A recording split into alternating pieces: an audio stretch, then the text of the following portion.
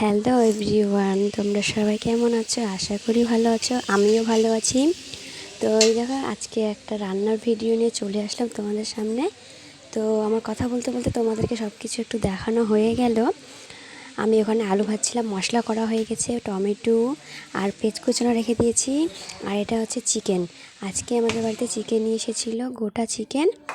তো বাড়িতেই হচ্ছে পরিষ্কার করে ফ্রেশ করে আমার বর কেটে দিয়েছে। তো তাতে আমি এইভাবে রান্না ফার্স্ট টাইম করছি, কোনো দিন করিনি। যে সব কিছু মশলা একেবারে দিয়ে ভালো করে কষিয়ে নিয়ে তারপরে রান্না।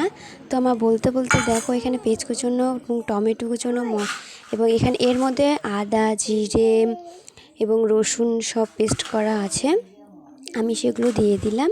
আর হচ্ছে লবণ, তোমাদের স্বাদ মতো তোমরা লবণ দিয়ে দিবে। আমি এখানে আমার মতো করে আমি দিয়ে দিয়েছি লবণ, হলুদ। তো দেখি এইভাবে রান্না করে কেমন লাগে। তো তোমরা কে কীভাবে রান্না করো চিকেন আমাকে অবশ্যই কমেন্ট করো। আমি কিন্তু রান্না করি আগে মশলাগুলো ভেজে নিয়ে তারপরে। তো আমার বরমশাই বললো আজকে তুমি এইভাবে মশলাগুলো আগে মেখে নিয়ে তারপরে রান্না করো, দেখো কেমন হয়। তো তার কথা মতো আমি সেভাবেই করে নিয়েছি। তো আমার কথা বলতে বলতে দেখো, এখানে মাংসগুলো আমার কষানো হয়ে গেছে। এখন মাংস কষাচ্ছি।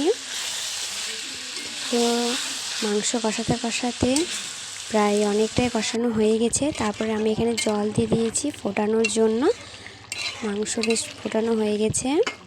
তারপরে এবার খাওয়া দাওয়া রেডি করে নিয়েছি। আর রাতের জন্য রুটি করেছিলাম।